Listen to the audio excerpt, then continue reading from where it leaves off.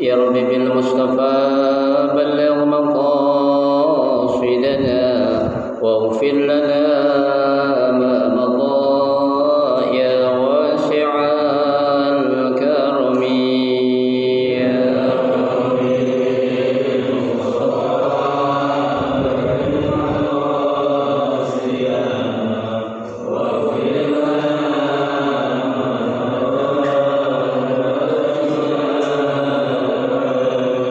بسيد الخلق شمس الحق معتصم محمد خير معصوم ومعتصم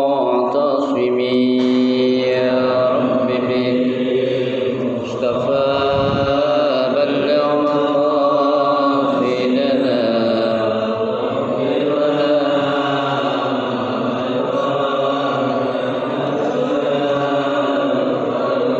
يا أجود الخلق من لمن ألوذ به سواك عند خلول الحدث العمم يا رب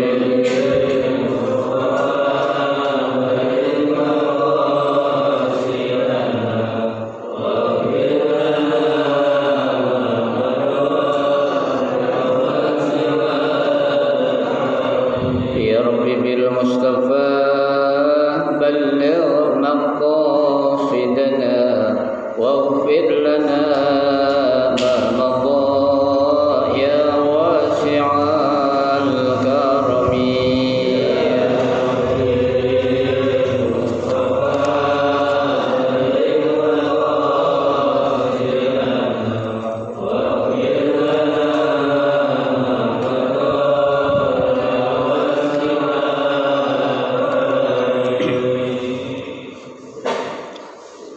الفاتحة بنية أن الله يفتح علينا فتوح العارفين ويفقهنا في الدين ويرزقنا كمال الإخلاص واليقين وبنية أن الله سبحانه وتعالى يوصل ثوابها إلى أرواح العلماء العاملين الراسخين في العلم اليقين من المحدثين والمفسرين والفقهاء في الدين أن الله سبحانه وتعالى ينفعنا بعلومهم وببركة أسرارهم ويعلي درجاتهم في الجنة ثم إلى أرواح آبائنا وأمهاتنا وأجدادنا وجداتنا وأعمامنا وعماتنا وأخوالنا وخالاتنا ولجميع المسلمين والمسلمات والمؤمنين والمؤمنات ثم إلى أرواح المؤسسين هذا المسجد من المتبرعين والمتصدقين أن الله سبحانه وتعالى يستر عيوبهم ويجعل قبورهم روضة من رياض الجنة ثم إلى روح مؤلف هذا الكتاب أن الله سبحانه وتعالى ينفعنا بعلومه وببركة أسراره ويعلي درجاته في الجنة وإلى حضرة النبي المصطفى رسول الله صلى الله عليه وسلم شيء لله لهم الفاتحة.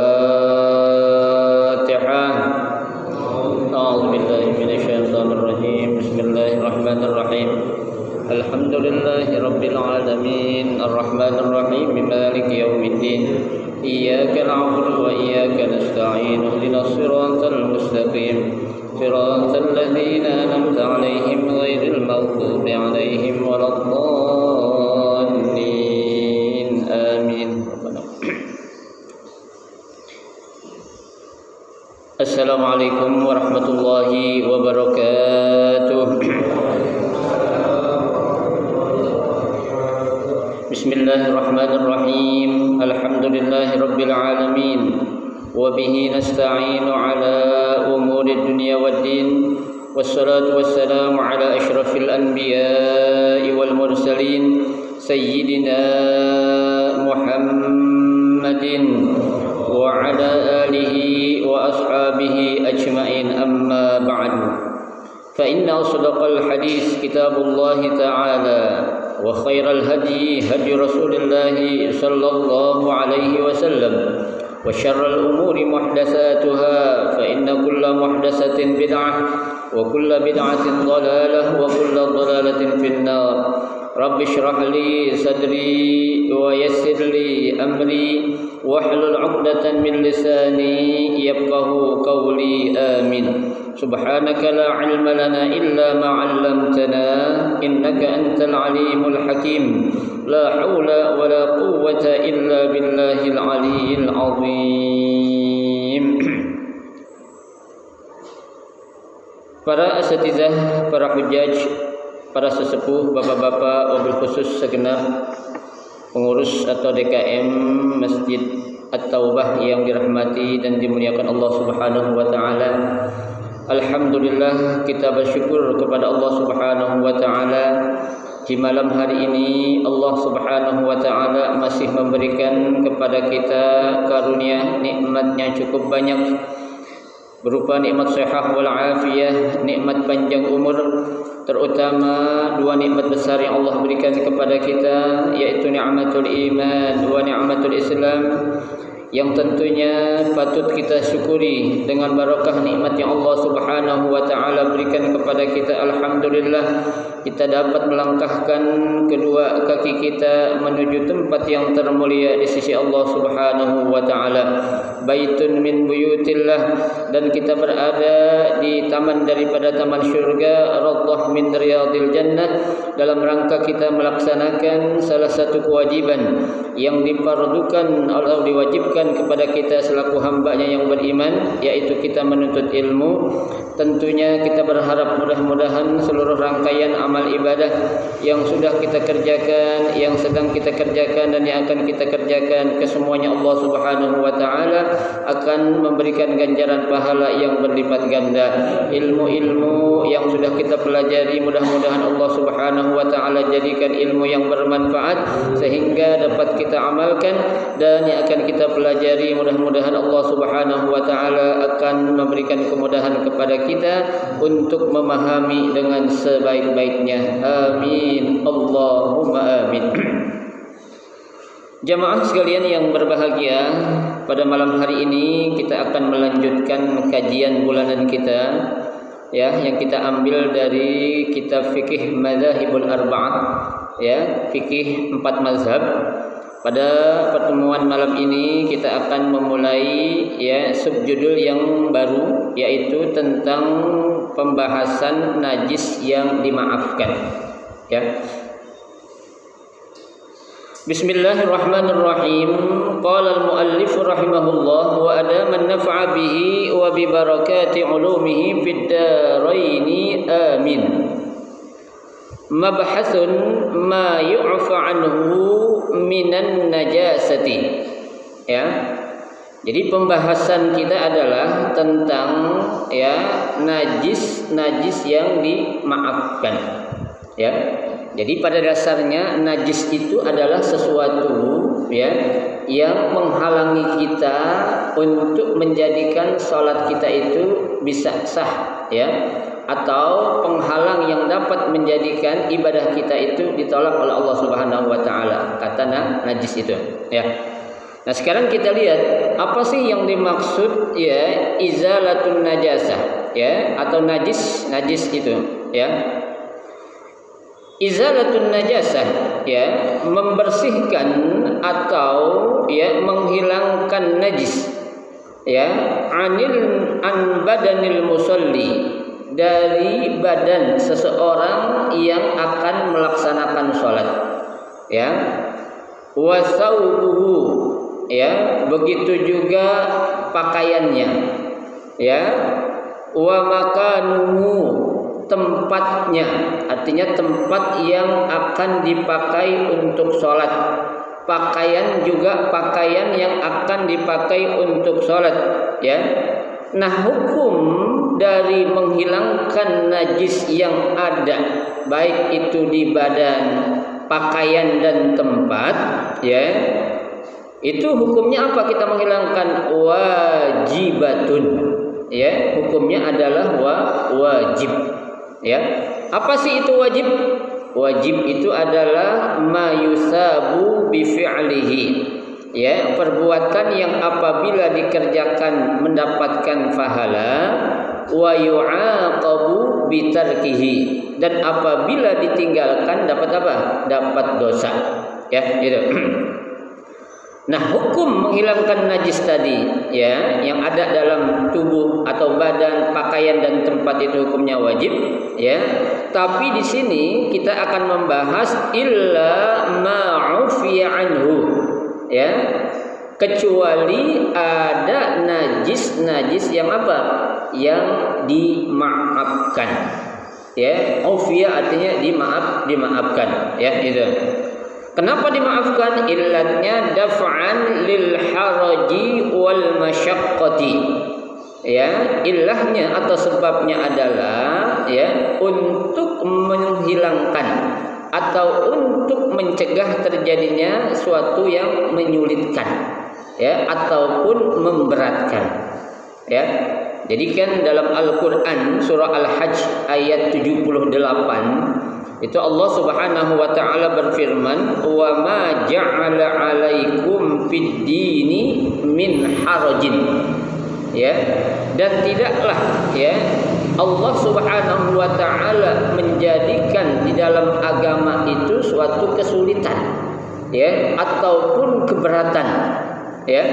Jadi Islam atau agama itu, ya, seperti yang sudah saya jelaskan beberapa kali, ya, dalam hadis itu adalah apa? Ad-dinu yusr. Ya, Islam itu adalah suatu kemudahan. Ya, Islam itu adalah apa? Suatu yang memberikan jalan keluar. Ada dalam kitab yang berjudul Al-Islam huwal hal.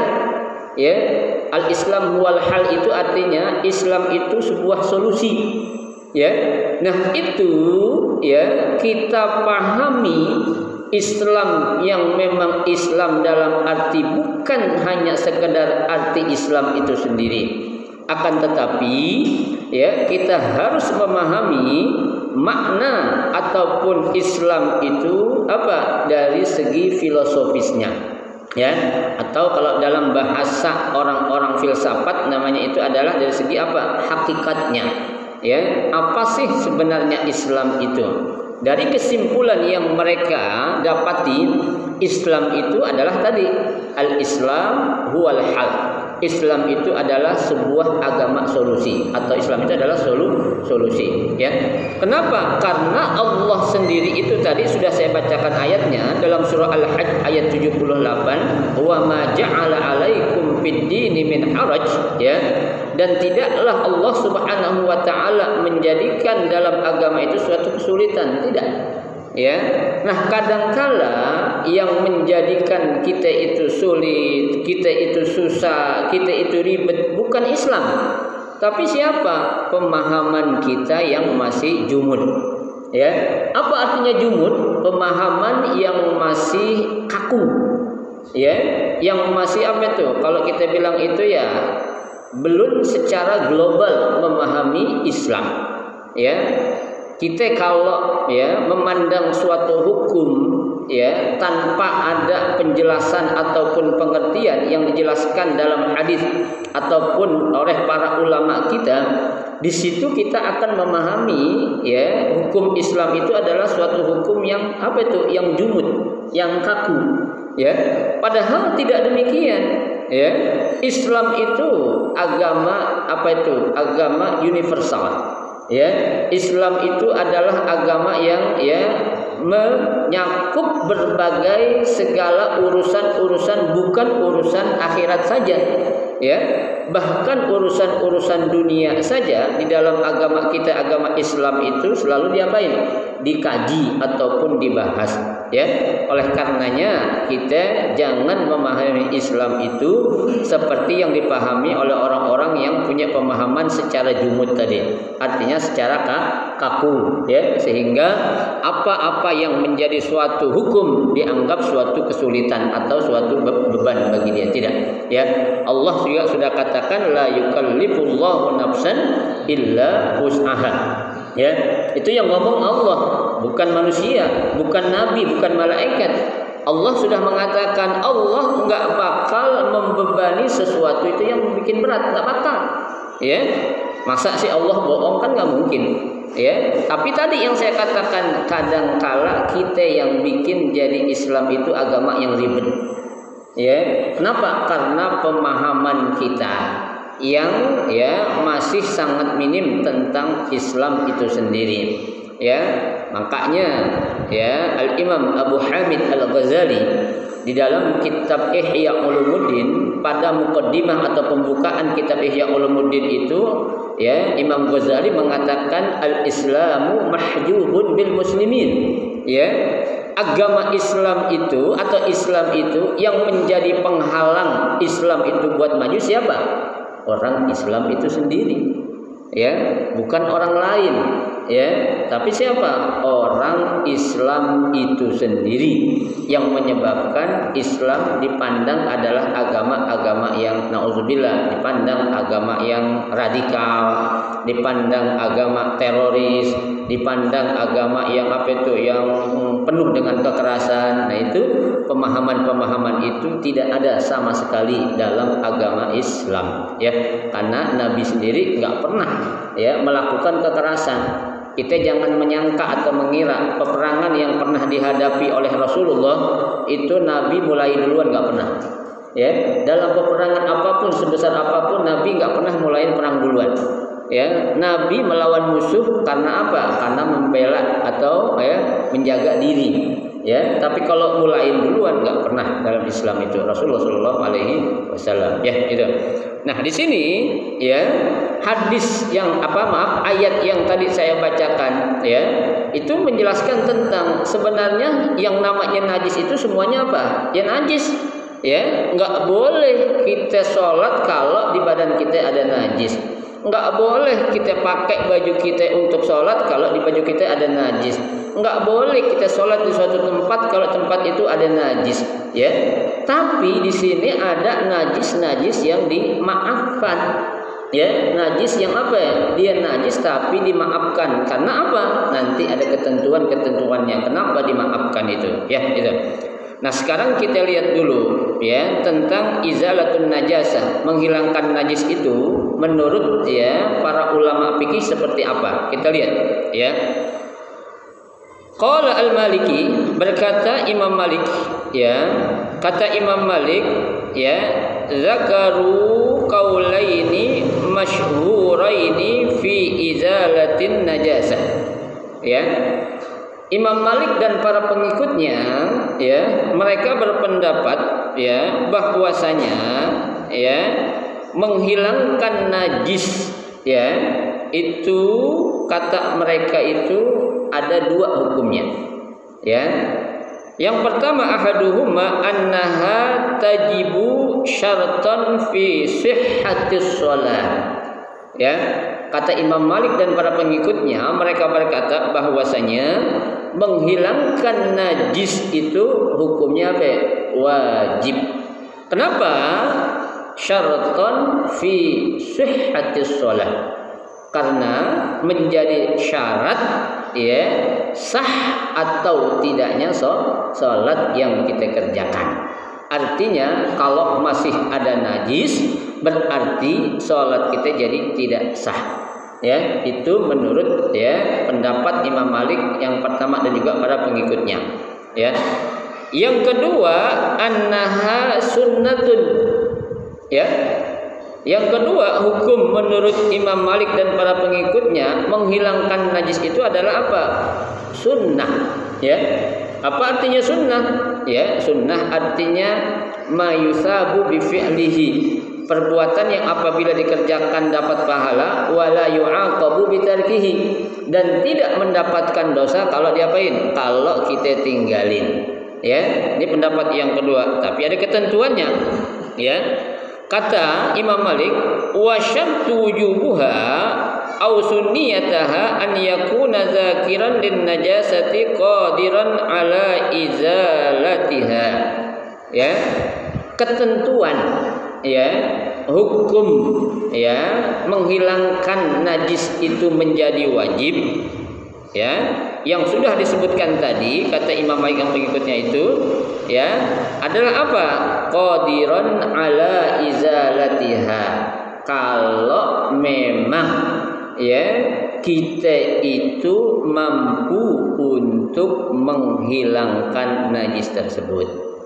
Ya, artinya kalau memang tidak ada sebab ataupun alasan ataupun halangan yang menyebabkan sulitnya kita untuk menghilangkan najis, maka hukum menghilangkan najis itu jadi wajib, kata Imam Malik dan para pengikutnya.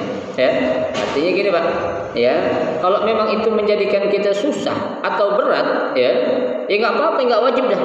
Hukumnya jadi berubah menjadi sunnah, ya. Tapi kalau memang qadiran, dia mampu, ya, tidak ada alasan untuk dia tidak menghilangkan najis itu, maka jadi apa? Jadi wajib tuh hukumnya menghilangkan apa? Najis yang ada di badan, yang ada di pakaian, ataupun yang ada di tempat yang akan kita gunakan untuk sholat. Ya, itu. Nah, sekarang coba ya sebagai satu kias, sebagai suatu persamaan dalam sebuah hukum saja, ya ketika ada orang punya utang contohnya, ya orang punya utang, hukum membayar utang hukumnya apa? Wajib, ya tuh. Kalau dia ya belum mampu bayar, apakah wajib hukumnya? Enggak dulu, ya dia tunggu, ya sampai kapan? Sampai dia mampu untuk membayar hutang tersebut. Ya. Wa in kana dzu usratin, kata Allah, fanaziratun ila maisarah. Ya. Kalau dia itu merasa tidak mampu atau beban begitu berat, Allah katakan fanaziratun ila maisarah, tungguin dah sampai dia bisa atau mampu untuk membayar hutang. Ya, tapi kan praktek sekarang nggak begitu. Ya, coba praktek orang yang ngutang. Contohnya orang ngutang ngambil kredit motor aja, kira-kira kalau 2-3 bulan nggak dibayar, diapain tuh motor? Cabut, ya, ditarik. Ya, apakah seperti itu hukum Islam? Tidak. Ya, Allah sudah katakan fanaziratun ila maisarah. Kalau dia belum mampu, tunggu sampai dia mampu. Ya. Lantas jangan udahlah nanti motornya ditarik, uang DP-nya hilang, beberapa cicilan yang udah dibayar apa juga mampus, sudah hilang semua. Ya. Nah, makanya Pak, ya, kalau kita nih ingin ya jual beli secara kredit, itu kita harus paham dulu ya akad ataupun transaksi yang ada di mana, di ya bank-bank ataupun finance yang melayani jual beli kredit tersebut. Jadi kita yang harus paham Pak. Kalau dia nggak ngerti, kita harus mengasih pengertian atau paham. Kalau memang bertentangan dengan syariat Islam, jangan. Ya kenapa? Karena itu nanti hukumnya jadi apa? Riba. Ya, riba itu hukumnya haram.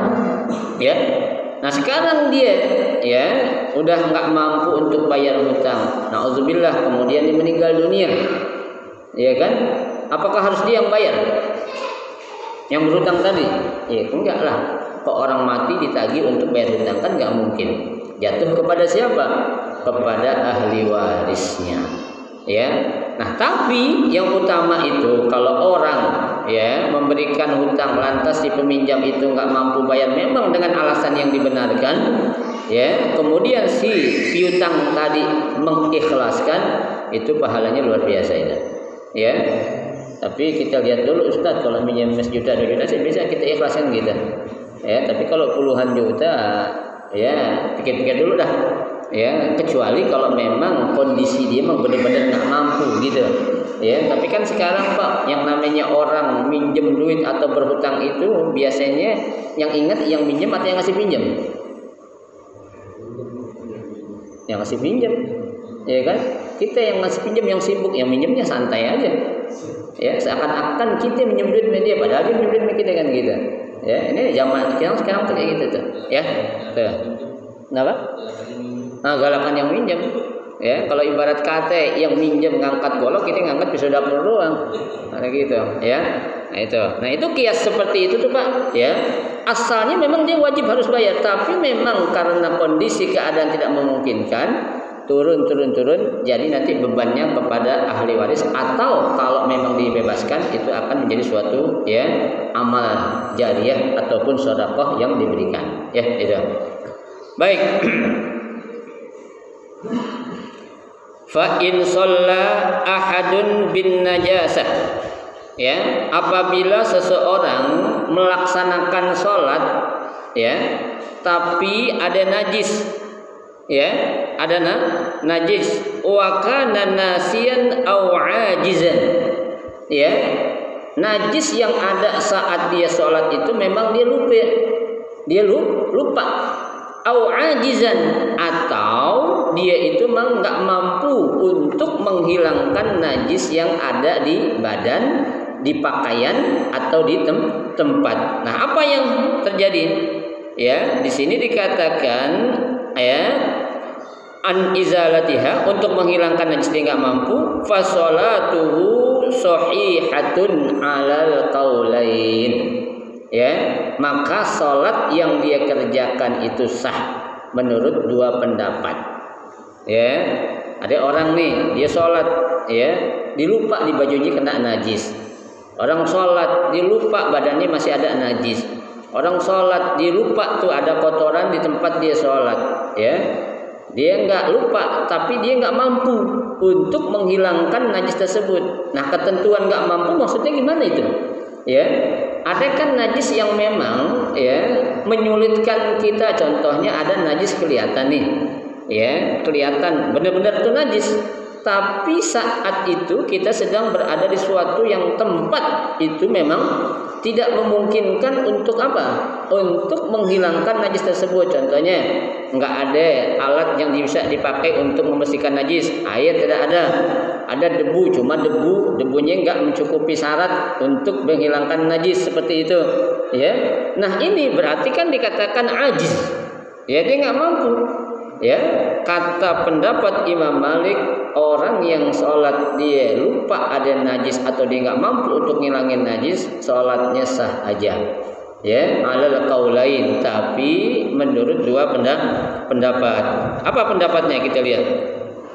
Wa yundabu lahu i'adah, ya, wa yundabu lahu i'adah, ya, disunnahkan kata Imam Malik, ya, meskipun sholatnya udah sah tadi, tapi disunnahkan apa? I'adatus sholat.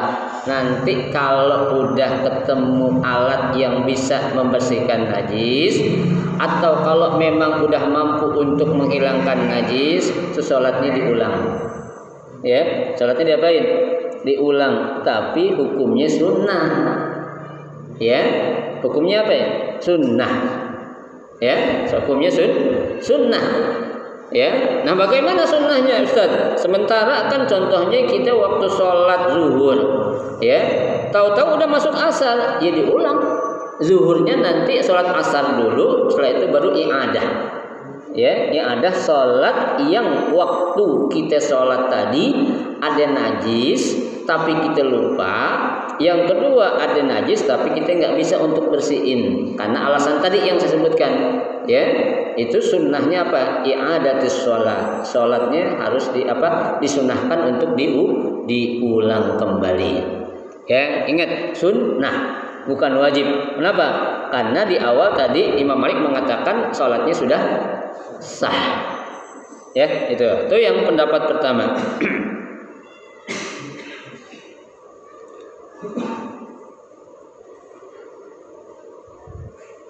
Yang kedua, ya, yang kedua di sini dikatakan, ya,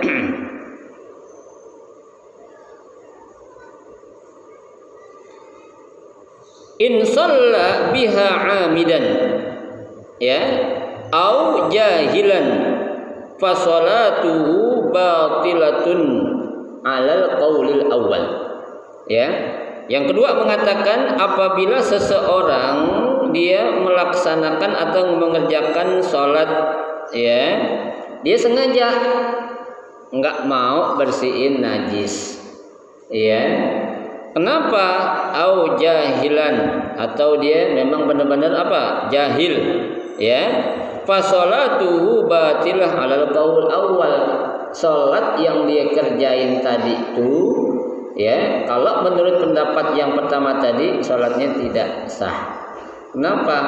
Illatnya, sebabnya adalah kalau yang tadi nasian, ya, karena lupa. Kalau yang kedua ini apa? Amidan. Kenapa karena sengaja. Ya, kalau dia sengaja padahal dia punya kemampuan untuk menghilangkan najis tapi dia nggak mau ngilangin, sholatnya tidak sah.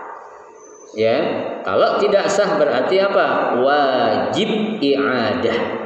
Ya, harus diulang. Kalau yang pertama tadi sunnah i'adah, sunnah untuk diulang. Ya, nah kalau yang kedua ini apa? Hukumnya wajib, karena sholat yang dia kerjakan tadi ada najis sementara dia nggak mau bersihin, ya, dengan sengaja, sholatnya itu tidak sah. Ya, tuh, makanya ini ya dikatakan oleh siapa? Pendapat Imam Malik radhiyallahu anhu. Ya, itu. Paham Pak ya? Ya, insyaallah. Wa fil ma'fu anhu tafsilun fil madahib. Ya. Nah, sekarang jenis-jenis najis yang dimaafkan, ya. Di sini bisa kita lihat, ya. Bentuk najis seperti apa yang akan dimaafkan menurut, ya, fikih. Ya, sini ada beberapa, lihat. Yang pertama, ma yusibu saubu au badanul murdi'ah min baulin au ghaitin radi'iha. Ya, apa itu? Ya, ibu yang lagi menyusui. Ya, yang nyusuin ibu-ibu kan biasanya kan? Ya kan, laki-laki nggak ada yang nyusuin kan? Ya kan? Ibu yang menyusui, ya, saat dia menyusui, ya, tuh ibu terkena air kencing dari anak yang lagi disusuin, ya, bajunya ke aughaitin atau pupnya kena apa ya? Kena baju ibunya itu, ya. Nah, dalam hal ini apabila ada seorang ibu yang sedang menyusui dan terkena najis berupa air kencing atau pupnya itu, ya, walau lam yakun waliduha, sekalipun itu bukan anaknya. Ya, contohnya istri saya, ya, apa itu? Ya, istri saya nggak nyusuin, istrinya Pak Sano lagi nyusuin. Ya, istri saya terkena pup ataupun air kencing anak Pak Sarno yang lagi disusuin oleh istrinya Pak Sarno. Ya, nah istri saya juga nggak apa-apa itu, nggak najis. Jadi bukan hanya hukumnya itu terkait kepada ibu dari anak itu sendiri, bukan. Ya, mau dari anak siapa kek, yang penting tuh anak belum makan apa-apaan gitu. Ya, masih nyusuin. Itu hukumnya itu adalah salah satu najis yang dimaafkan. Ya, jadi najis ini diapain? Dimaafkan. Ya, padahal dia najis, tapi satu ilahnya mungkin karena dia apa? Dia itu belum makan apa-apa. Ya, ini ya. Baik.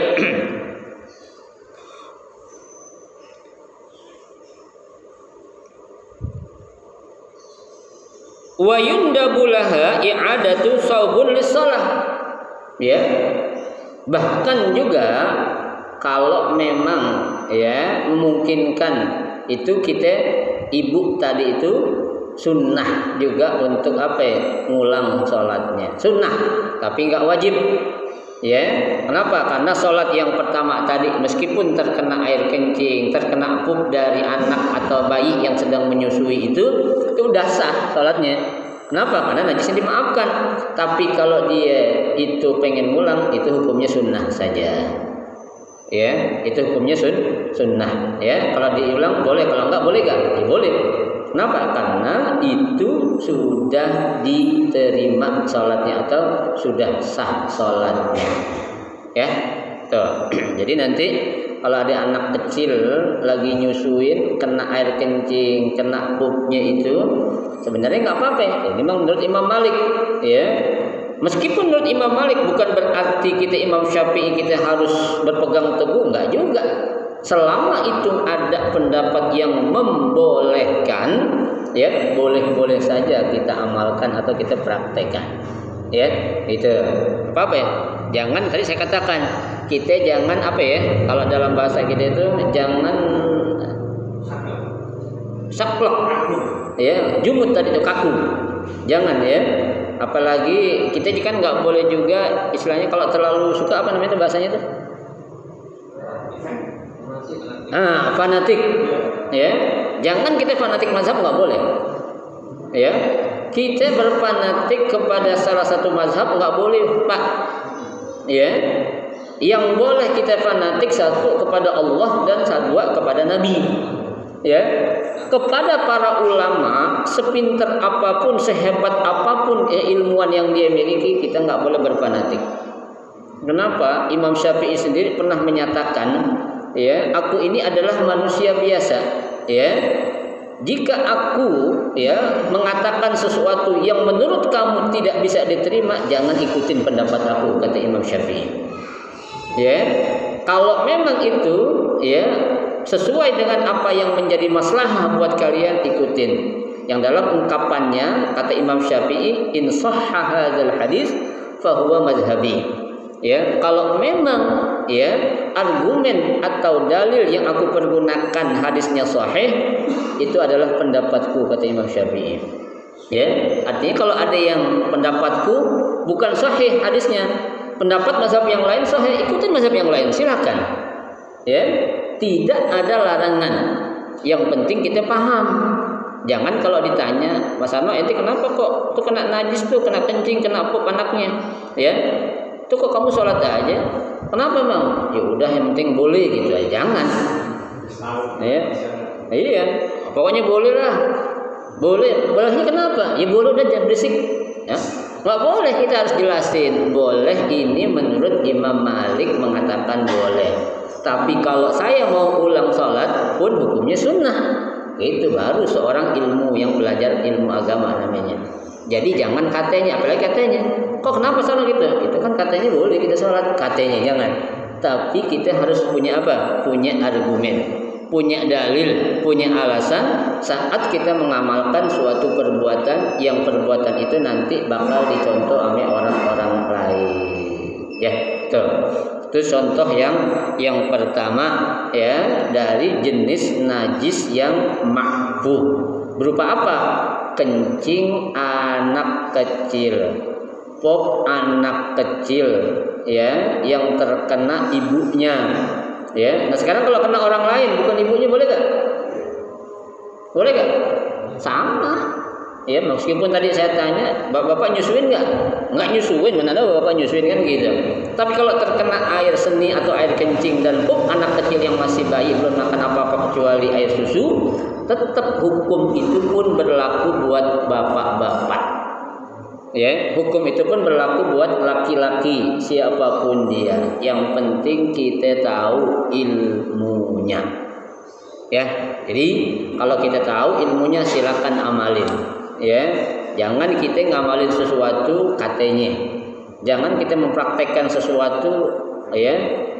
Ada gue dengar dari sono, jangan. Ya, tapi kita memang dapat dari apa ya? Belajar. Ya, bukan katanya, bukan dari sono, bukan. Tapi dari belajar kita. Karena kan dikatakan innamal ilmu bitta'allumi. Ilmu itu bisa didapat dengan cara belajar. Ya, bukan katanya, bukan. Ya, nah itu satu contoh yang bisa kita pelajari dulu pada kesempatan kali ini. Ya, mudah-mudahan menjadi ilmu yang bermanfaat buat kita dan dapat kita amalkan dengan sebaik-baiknya. Ya, baik, ada yang mau ditanya? Nanti kita lihat. Ya. Tadi bilang kita juga kayak gini,